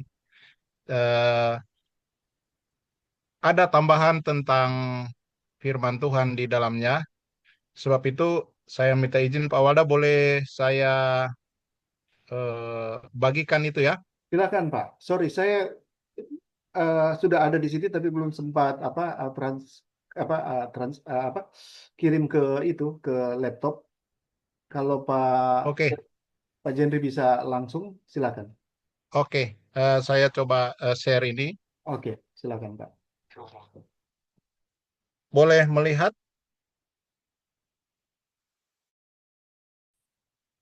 Sudah, ini bisa keluar ini. Ada keluar ya? Sudah. Oke. Sudah. Saya mulai dari sejarah AI. Jadi kenyataan teknologi kecerdasan buatan artificial intelligence itu sudah mentransportasi di seluruh kehidupan kita, sehingga orang mulai tergantung kepada AI. Nanti di slide berikutnya kita akan melihat apa keluhan atau apa yang terjadi, termasuk yang pernah dibahas oleh Profesor Reinhard Ghazali tentang FOMO. Itu adalah efek daripada fear of missing out, efek daripada AI. Nah, eh, artificial intelligence, saya kira semua sudah tahu tentang kecerdasan yang ditambahkan. Dia kelebihannya itu daripada robot itu mesin belajar sendiri, kemudian bernalar, memahami bahasa, dan mengenali pola. Itu yang sekarang lagi tenar. Itu eh, saya kasih perkembangan AI, saya kira nanti boleh dibaca, nanti akan dikirimkan oleh Pak Walda Kris dalam bentuk PDF. Kita lanjut, ada beberapa orang yang perlu kita lihat di dalam perkembangan daripada AI itu, termasuk John McCarthy yang pertama kali memproklamirkan AI itu. Tapi sebelumnya termasuk Aristoteles itu sebenarnya sudah ada eh, filsafat atau ada pemikiran tentang AI.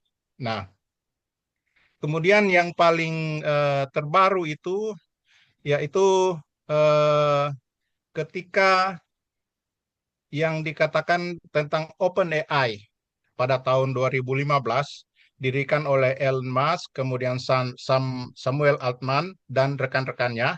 Itu mereka mendirikan OpenAI sehingga melalui OpenAI ini mereka eh, boleh begitu booming pada 2022. Nah, perkembangan AI selanjutnya itu ketika Hanson Robotics 2016 mengembangkan Sophia. Sophia itu adalah robot eh, humanoid yang kemudian pada tahun 2017 robot pertama di dunia mendapatkan kewarganegaraan negara Arab. yang mengangkat Sophia itu menjadi warga negara. Nah, 2018 lebih lebih naik lagi. DeepMind menunjukkan banyak sekali penguatan pembelajaran, bahkan game-game seperti catur dan sebagainya itu lebih marak, menarik semua orang-orang dalam tanda kutip banyak karena begitu orang seperti terhipnotis dengan adanya perkembangan ini. Dan pada tahun 2020 GPT dan juga Dale itu sangat membooming pada 2021. Nanti kita akan melihat ke depannya. Kemudian pada tahun 2022 OpenAI merilis ChatGPT 3 dan sekarang ini kita berada pada ChatGPT 4. Kemudian ada Quark juga. Jadi sangat-sangat jelas itu apa perkembangannya.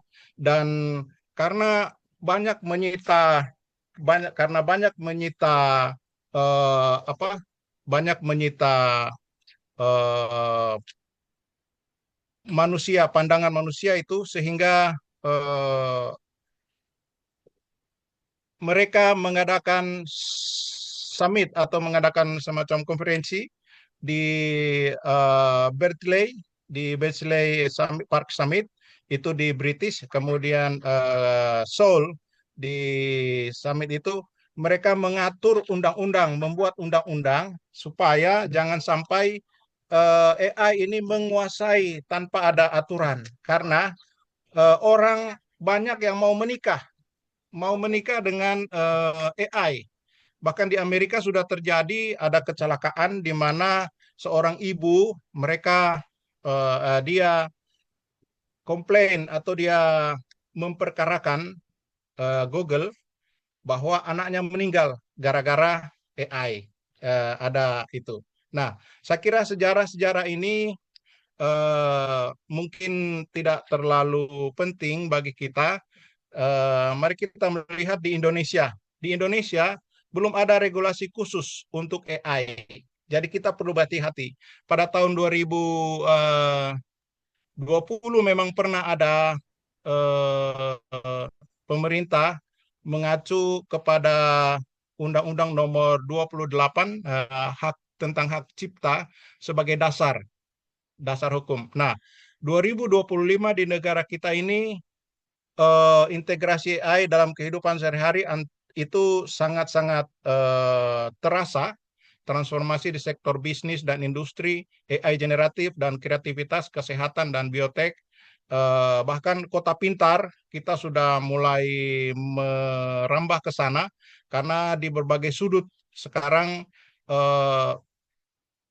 kamera atau CCTV itu sudah connect dengan polisi di beberapa kota. Jadi bahkan internet sudah sangat canggih dengan adanya Neuralink, Starlink. Nah, itu bahkan kami di kapal sudah pakai itu Starlink sama dulu Visat ya, mulai dari Inmarsat Sea. Nah, kita melihat di negara kita, penelitian akademis pada tahun 80-an terhambat karena keterbatasan sumber daya. Kemudian juga di sektor swasta didukung oleh pemerintah melalui Starnas itu 2020, dan saat ini AI telah terintegrasi di dalam e-commerce. Itu selanjutnya kita tahu tadi video yang awal dari Pak Waldi Kris itu sudah sangat mewakili. Dan mari kita melihat manfaat AI. Itu benefitnya memprediksi bencana dan membantu pendidikan dan penelitian. Kemudian otomatisasi. Kemudian kemiliteran, kita melihat baru-baru perang antara Israel dan Irak. Saya kira itu sudah ada campur tangan AI karena sangat presisi sekali mereka dengan serangan yang begitu senyap, tetapi dia punya hasil luar biasa. Itu di dalam kemiliteran. Bahkan kelebihannya bekerja non-stop tanpa istirahat. Kita mau tanya ke ChatGPT itu, saya pernah dibalas oleh Pak Walda Kris jam 2 lewat itu. Saya sampai berpikir, wah, Pak Walda ini mengikuti stylenya AI ini. Sorry Pak Walda ya.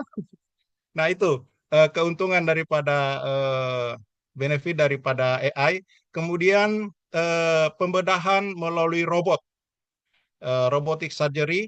Kemudian pengurangan kesalahan manusia, human error. Itu banyak sekali. Dan menciptakan lapangan kerja baru dalam tanda kutip. Karena banyak orang juga kehilangan kerja setelah AI. Nah, mari kita melihat beberapa chat atau beberapa online chat yang digunakan, dan kita melihat yang saya sebutkan tadi itu chat GPT yang tertinggi pada tahun 2022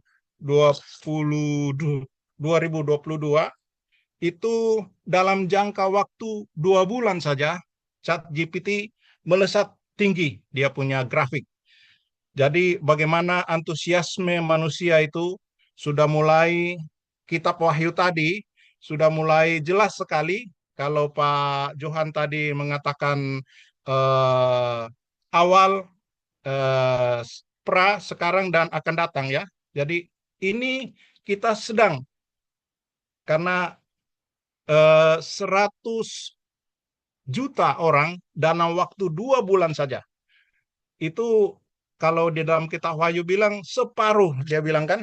Jadi sangat-sangat jelas sekali Wahyu mengatakan itu. Jadi susah untuk kita escape, sangat susah untuk kita kita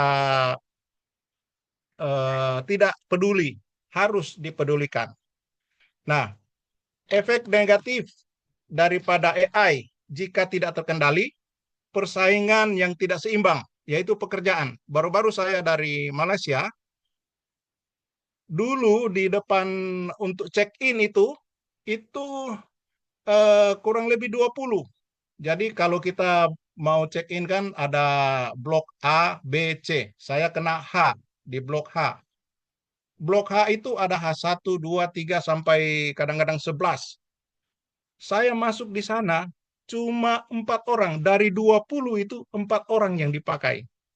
Jadi betapa banyak orang yang kehilangan pekerjaan gara-gara AI. Karena kita masuk di situ tinggal kasih kode penerbangan, nanti akan keluar, kita tinggal pilih mau print kita punya boarding pass, kemudian kita print kita punya bagasi stiker itu. Nah, kita tinggal kasih masuk. Jadi penggunaan AI sudah dipakai di beberapa negara, bahkan imigrasi sekarang dia sudah pakai wajah. Ada banyak pegawai imigrasi kemungkinan akan tergeser. Sudah tidak ada lagi imigrasi yang kita punya paspor, sudah tidak ada. Nah, itu kehilangan pekerjaan. Jadi kalau menurut yang saya dapatkan, cleaning service, sopir, customer service, dokter termasuk, karena ada robot AI yang sudah boleh membedah surgery dokter atau AI surgery itu. Kemudian pendeta, saudaraku yang kekasih, di Jerman sudah ada pendeta dari robot AI. Di Jepang, agama Buddha, ada robot AI. Dan juga security akan kehilangan pekerjaan. Itu hebatnya AI. Ini efek negatif. Kemudian peringatan terhadap keamanan, situs web. Di negara kita, anak SMP, waktu saya berada di Singapura, itu ditangkap gara-gara dia masuk ke websitenya Pentagon. Dia boleh masuk ke sana. Kemudian itu terjadi saya tidak perlu kasih tahu dia punya internet waktu itu private dan confidential. Kemudian penipuan melalui online seperti deepfake, kemudian phishing, farming, sniffing, scamming. Ada kita punya pejabat yang bukan pejabat, orang kaya di Indonesia pernah kehilangan miliaran hanya dalam beberapa menit saja. Nah, bahkan data pribadi kita tercatat mudah dilacak. Saya baru-baru ngomong dengan Pak Dalan karena dulu saya punya nama, ada marga Gandaria, tetapi tiba-tiba di saya punya kakak sudah tidak ada marga Gandaria. Nah, sekarang karena semua paspor saya ijazah ada Gandaria, saya mau merubah itu. Mereka mau supaya saya pergi ke pengadilan. Dulu waktu dirubah, saya tidak tahu siapa yang rubah kok tiba-tiba. Saya kemarin ngomong sama orang yang di sana di Dukcapil, mungkin mereka ini sudah kita punya sorry, kita punya sistem sudah menggunakan AI karena berdasarkan akte saya tidak mempunyai itu marga. Tetapi kan bapak saya Gandaria, jadi saya harus pakai. Nah, nanti tanggal 20 saya harus sidang untuk itu. Tadi saya sudah tanya sama Pak Dalan. Nah, eh, untuk selanjutnya eh, saya mengajak kita, mari kita melihat masyarakat, keluhan masyarakat dan khususnya gereja tentang generasi sekarang. Generasi sekarang kecanduan gadget menurut beberapa orang tua, kemudian gaya bicara yang kurang sopan, kemudian kurangnya kesadaran tentang privasi orang, kemudian kurangnya rasa hormat kepada orang tua, kemudian individualisme dan kurang empati, selanjutnya menunda, selalu menunda, kurang peduli dengan lingkungan sekitar. Jadi anak saya sendiri, sorry, mereka, kami ada halaman itu selalu harus disuruh untuk siram tanaman itu. Saya bilang, kalau tanaman itu sudah layu, harus disiram. Jangan dibiarkan nanti dia mati itu. Jadi kepedulian terhadap lingkungan sekitar anak-anak sekarang kurang dibandingkan dengan generasi kita dulu. Abraham Maslow pernah membagikan itu beberapa generasi.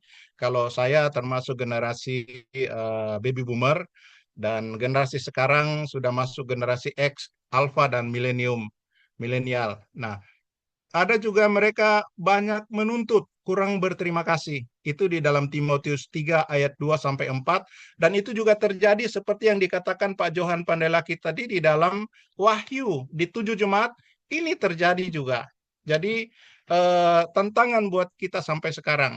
Nah, mari kita melihat perkembangan AI. AI berdasarkan kemampuan atau capability itu ada 3. Narrow AI atau weak AI, masih lemah. Dia ada reactive machine. Jadi itu ada di dalam jam tangan, alarm, kemudian pintu otomatis, termostat di AC, permainan catur, dan game-game di komputer lainnya. Itu masih narrow AI. Kemudian ada limited memory AI. Jadi memori yang sangat terbatas. Kemudian ada Artificial General Intelligence atau tingkat kecerdasan yang lebih menyamai kognitif manusia. Manusia masih di dalam pengembangan, tetapi ini tahun 2022. Tetapi 2025 ini kita sudah masuk pada super AI, yaitu tingkat kecerdasannya melebihi manusia, dapat membuat keputusan tanpa bantuan manusia. Nah, ini yang sangat berbahaya. Nah, kita lihat AI berdasarkan fungsi. Rule-based AI atau self-aware AI itu tingkat pertama, kemudian context-based AI, narrow AI, reasoning AI, artificial general AI, super intelligent AI, self-awareness AI, transcendent AI, cosmic AI, dan God-like AI. Sekarang pertanyaannya, kita berada di level mana? Sebelum kita masuk untuk menjawab itu, ada di dalam Yudas 1 ayat 3, dan tadi kita sudah mendengar dari Pak Johan, Yudas 1 mengatakan, supaya kamu tetap berjuang untuk mempertahankan imanmu. Tadi melalui Wahyu, connect-nya di Wahyu itu seperti Kristus, like Kristus. Itu kemurnian seperti yang dimiliki oleh Kristus. Jadi itu yang perlu kita pertahankan, iman kita. Nah, antisipasi penggunaan AI. Ini berhubungan dengan wahyu juga. Kita harus mengerti instruksi manual AI. Ada banyak kita boleh baca atau kita boleh tonton melalui YouTube. Nah, mengerti instruksi manual tubuh kita. Kita di dunia ini tidak diberikan ketika saya kalau di kapal itu, semua alat-alat itu ada dia punya instruction manual. Bagaimana cara kita menggunakan itu. Tetapi bahan-bahan buatannya itu dia tidak, karena itu rahasia perusahaan. Nah, yang menjadi kekurangan bagi manusia adalah kita tidak tahu bagaimana menggunakan tubuh kita. Tidak ada instruksi manual. Di dalam Alkitab ada. Mengerti instruksi manual kehidupan kita. Tidak ada. Yang ada cuma tahu itu melalui Alkitab. Seperti yang disampaikan oleh Pak Johan tadi. Jadi, ini yang perlu kita garis bawahi ketika kita mau berhadapan dengan AI, menggunakan AI. Nah, saya ada sedikit oret-oretan ini, bahwa ketika kita mau menghadapi AI itu, kita harus menggunakan spiritual roh, kecerdasan roh. Ada saya gambarkan, ada emosional, kecerdasan emosional, kecerdasan intelektual, dan kecerdasan spiritual. Bagaimana kita menghadapi AI? Kita jangan menghadapi AI dengan kecerdasan emosional, kita jangan menghadapi AI dengan kecerdasan intelektual, tetapi kita hadapi AI dengan kecerdasan spiritual. Nah, saya ada informasi juga bagaimana dari tubuh manusia ini kita diekstrak menjadi AI. Itu gambarannya. Kemudian kerjanya AI itu tadi ada di dalam sejarah ya. Di dalam sejarah saya tidak sebutkan tentang Alan Turing test. Nah, di sini saya ada gambarnya bagaimana robot ketika ditanam dengan AI, mereka mengadakan tes, Turing test. Ada 20. Mark Zuckerberg itu di FB, kemudian Google. Jadi FB itu mereka memperhadapkan 2 robot, satu robot Alice, satu Bob. Dan Google memperhadapkan Estragon dan Vladimir. Ketika 2 robot ini di FB, mereka sedang bercakap-cakap, mereka melakukan bahasa yang super bahasa yang tidak dapat tidak dapat dianalisa oleh para profesor, sehingga mereka shutdown. Nah, begitu juga dengan Estragon dan Vladimir, mereka error melakukan percakapan. Nah, saya kira perkembangan ini sangat menantang kita. Nah, AI memberi penalaran, membangkitkan antusiasme cerdas untuk memilih yang bermanfaat, jujur di dalam penggunaan AI, pertahankan integritas iman. Saya kira itu statement yang perlu kita ambil, di mana kecerdasan roh dalam perspektif kitab Wahyu 3, murni atau kejujuran, harus panas atau dingin, tidak suam-suam kuku, tegas di dalam pilihan, keputusan mengikuti Yesus, komitmen di dalam iman, antusias di dalam pelayanan atau bersemangat, jangan padamkan roh pelayanan. Itu yang saya boleh tambahkan kepada Pak Johan tadi. Nah, fungsi kecerdasan roh di dalam penggunaan AI untuk membantu pengguna, untuk membantu kita untuk melihat ancaman yang terkait dengan aktivitas dan kontrol tambahan, apa yang mungkin perlu diterapkan untuk melanjutkan penggunaan dengan hati-hati. Nah, saya kira itu yang perlu kita perhatikan. Dan yang terakhir ini merupakan satu statement di mana umat Tuhan yang diberkati, sebelum kita bertanya tentang peran AI, apakah kawan atau lawan, itu ada satu kalimat kutipan dari Lord Jonathan Sacks. Dia menuliskan bahwa ilmu pengetahuan memisahkan segala sesuatu, tetapi agama menyatukan untuk melihat maknanya. Jadi ilmu pengetahuan memisahkan segala sesuatu untuk melihat cara kerjanya, agama menyatukan segala sesuatu untuk melihat maknanya. Tetapi sebagai orang Kristen, kita bukan agama atau ilmu pengetahuan referensinya. Referensinya ada Alkitab, di mana iman bukan memisahkan atau menyatukan segala sesuatu, tetapi iman adalah dasar dari segala sesuatu yang kita harapkan dan bukti dari segala sesuatu yang tidak kita lihat. Ibrani 11 ayat 1. Saya kira itu yang boleh saya sampaikan melalui AI yang kita bicarakan bersama pada malam hari. Terima kasih. Silakan Pak Walda. Baik, terima kasih Pak Captain Jenry yang sudah menyampaikan presentasi dilihat dari 3 aspek ya, baik sejarah maupun di kekinian, dan itu juga manfaat untuk ke depan seperti apa. Nah, mungkin yang ingin menjadi pertanyaan begini Pak, tadi sudah disebutkan bahwa apakah AI ini musuh atau kawan atau lawan, begitu ya? Kawan atau lawan. Nah, yang ada sekarang ini terbersit dalam pikiran, jadi begini Pak, pisau yang sama ketika berada di tangan yang berbeda akan menentukan pisau itu digunakan untuk apa. Jadi kalau pisau itu ada di tangan tukang roti, dia hanya untuk gunakan sebagai roti. Tetapi kalau misalnya dia sebagai pisau yang sama dan ada di tangan killer man, maka dia akan digunakan untuk sebagai pelaku ya, pelaku kejahatan. It depends on whose hands, right? Oke. Nah, jadi sekarang menjadi pertanyaan begini, Pak.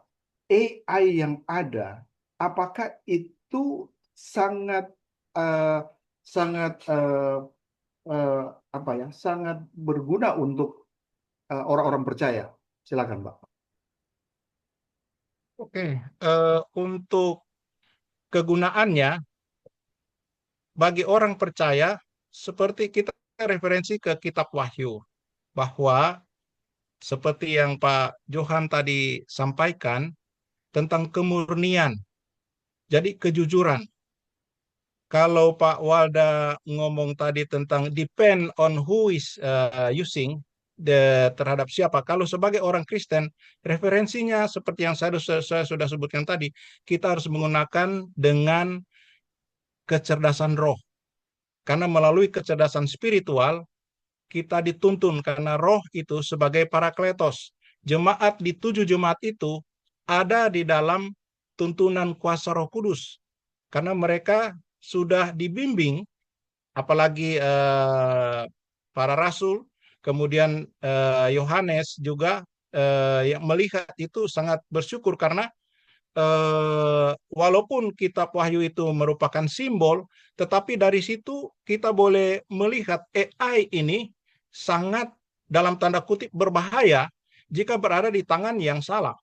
Tetapi jika berada di tangan yang benar, kita menggunakan secara spiritual, secara tuntunan kuasa roh, kita akan dibimbing. Jadi sangat penting sekali kita melihat AI ini sebagai penolong kita, tetapi dalam tanda kutip seperti yang Pak Walda tadi di dalam slide video yang pertama tadi, Habakuk 2 ayat 18-19, itu AI tidak ada roh. Kelebihan manusia, kita mempunyai roh. Ketika kita dibaptis oleh roh, maka kita sudah mendapatkan kecerdasan roh itu. Jadi, untuk mengantisipasi, tadi saya sudah taruh di dalam slide, jangan sampai kita tidak berpatokan kepada iman kita, sehingga kecerdasan roh kita, karena Roh Kudus itu sebagai parakletos, sebagai penolong kita untuk menghadapi trit atau bahaya-bahaya atau ancaman-ancaman yang akan datang daripada dunia ini termasuk AI. Oke, baik Pak.